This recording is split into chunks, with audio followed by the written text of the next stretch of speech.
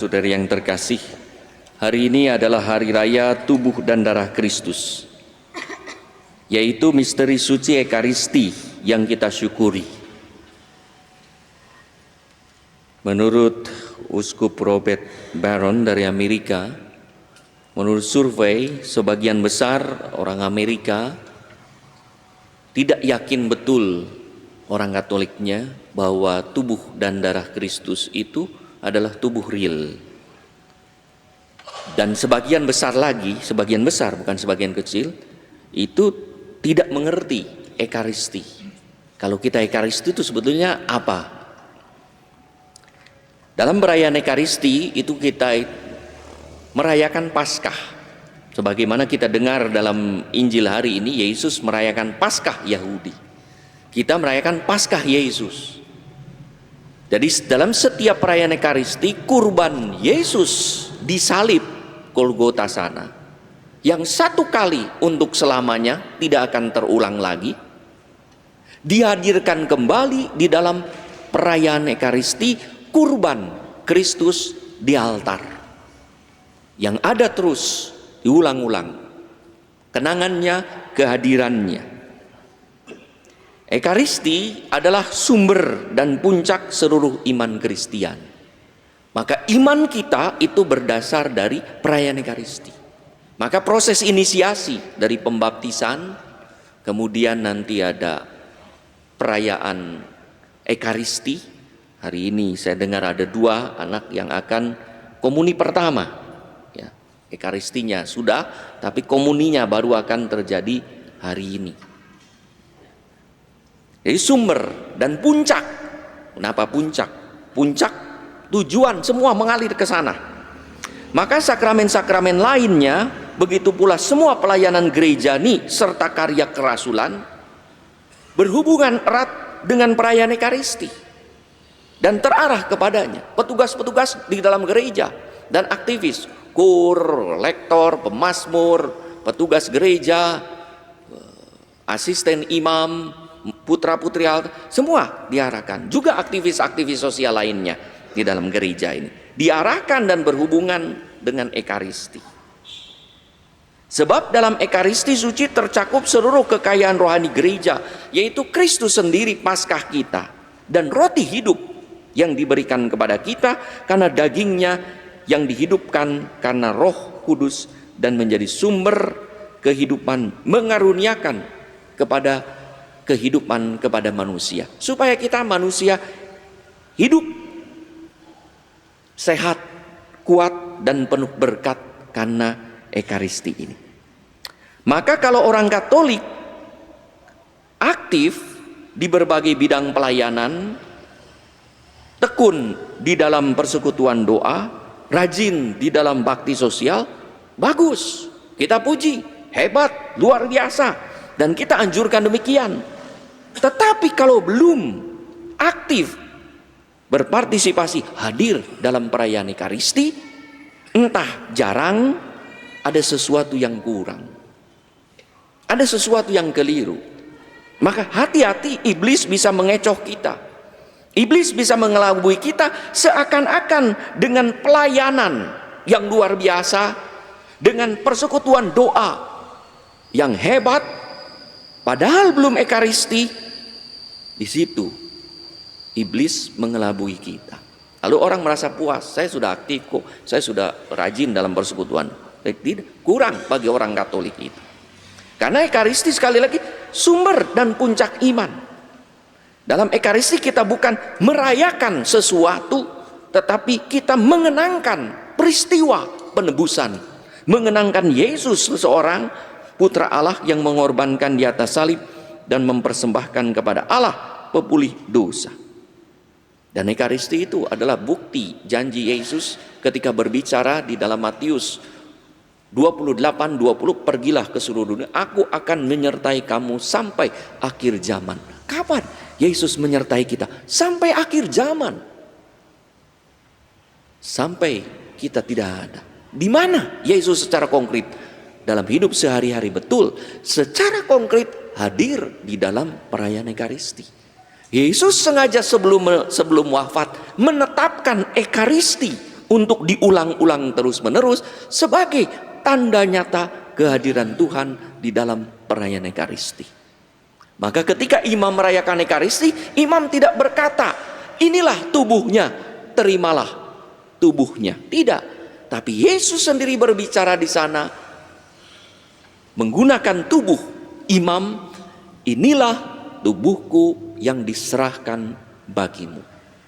Bukan imam, tapi Yesus sendiri yang meminjam menggunakan hidup tubuh imam. Maka ada istilah imam berperan sebagai in persona Christi. Imam hadir berperan dalam pribadi Kristus. Beberapa kali dalam perkawinan, dalam misa perkawinan, sakramen dan misa perkawinan, saya mau memberi komuni kepada Mas Dinar. Dia bilang, enggak. Kenapa enggak? Bertugas. Oh iya. Kepada kur, tidak. Bertugas, nyanyi. Salah. Ya. Kalau saudara-saudari ini kur, bukan bertugas, ikut merayakan.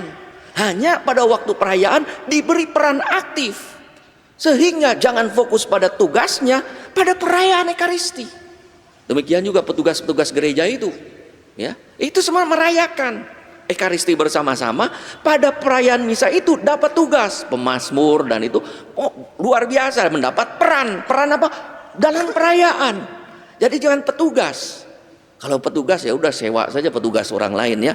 Mau agama apapun ya, kamu tugasnya nanti nyanyi, itu ya bisa, gitu ya. Tapi bukan, justru merayakan. Maka kalau ikut perayaan lengkap, komuni hadir, kesempatan rahmat, bahagia. Bukannya didatangin imam, nggak usah lagi nyanyi, ya sudah nyanyi saja terus gitu ya. Iya, padahal yang paling penting bukannya Ekaristinya, tubuh Kristusnya itu. Ya. Saudara-saudari yang terkasih, secara tak sadar ada orang yang sudah puas karena mengikuti misa online. Terutama pada saat setelah pandemi selesai.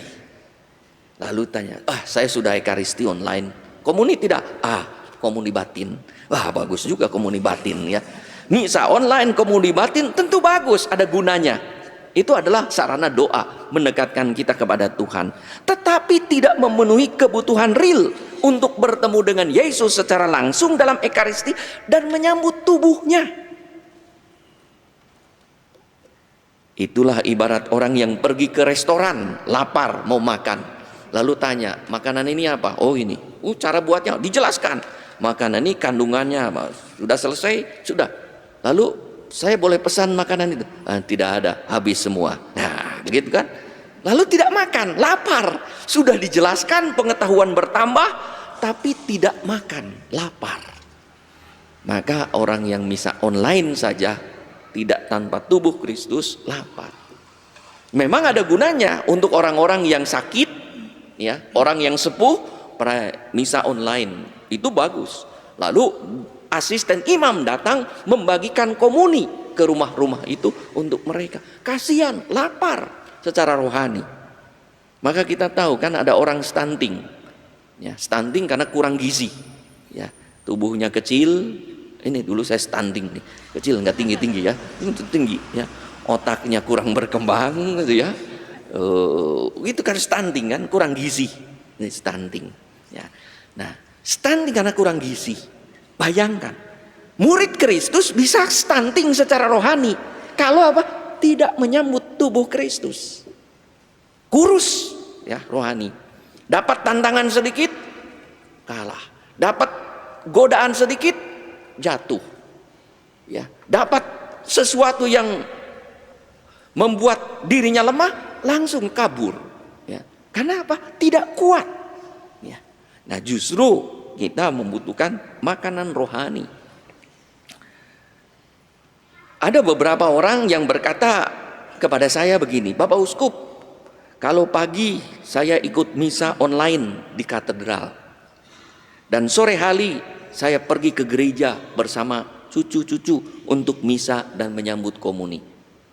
Nah, ini yang bagus, ya, ikut online, ya, mendengarkan khotbah, mendengarkan lagu-lagunya, ikut berdoa, lalu sore harinya atau kapan sambut komuni. Bagi orang ini misa online berguna untuk berdoa dan mendengarkan sabda, tetapi tidak lengkap. Ya, apalagi orang yang misa udah cepat-cepat duduk misa, selesai misa, aduh ada jam pergi, belum komuni pergi. Waduh sayang, lapar dia di jalan itu ya. Nah, di jalan digoda jatuh ya. Nah, justru ini peranan bahwa tubuh Kristus itu adalah makanan rohani yang diberikan Tuhan kepada kita. Maka pada perjamuan malam terakhir sebagaimana kita dengar dalam Injil hari ini, Yesus mengambil roti, mengucap berkat, memecah-mecahkan lalu memberikan, ambillah ini tubuhku. Adalah kata-kata yang sama digunakan oleh Yesus oleh penginjil Markus di dalam bandingkan 8 Markus 8:6 ketika Yesus mempergandakan roti. Ya, mengambil roti, mengucap berkat, memecah-mecah, membagi-bagi. Kalimatnya sama. Maka Yesus memberi makan mereka secara badani, dan setelah Yesus wafat, Yesus terus-menerus memberi makan rohani kepada kita murid-muridnya. Dan kita anggota tubuhnya biar sehat. Saudara-saudari yang terkasih, kita sebagai murid Kristus bisa menghasilkan buah berlimpah kalau hidup sehat dan penuh berkat. Karena tubuh Kristus yang real kita santap di dalam Ekaristi. Maka di dalam Yohanes 6, 54, 56 dan 57, Yesus menjanjikan bahwa barang siapa makan tubuhnya dan minum darahnya akan memiliki hidup kekal, akan tinggal di dalamnya, dan ia akan hidup olehnya. Dan ini mengingatkan kita akan sabda Yesus pada Yohanes 15:4 yang berkata, tinggallah di dalam aku dan aku di dalam kamu. Sama seperti ranting tidak dapat berbuah dari dirinya sendiri kalau ia tidak tinggal pada pokok anggur.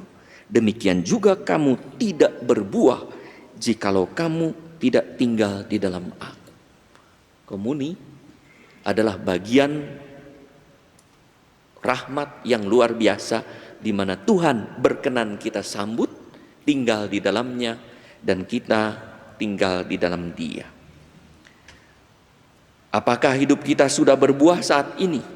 Bagaimana kita mungkin berbuah kalau kita tidak tinggal di dalam Yesus dan Yesus tinggal di dalam kita?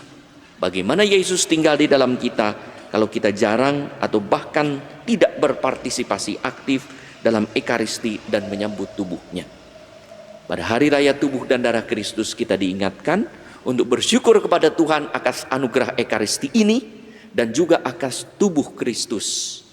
Kalau dulu orang yang sakit pendarahan saja berkata, 38 tahun, dia berkata di dalam Injil, asal ku sentuh saja jumbai jubahnya, maka aku akan sembuh. Dan dia berusaha menyentuh jumbai jubahnya, dan sembuhlah pendarahan 38 tahun. Bayangkan anugerah itu diberikan kepada kita. Bukan hanya disentuh, kita diberi karunia untuk memegang, menerima, dan menyantap. Luar biasa. Kalau kita yakin, maka doa kita sebelum menyambut tubuh Kristus itu akan terjadi pada kita. Ya Tuhan, itu doa kita.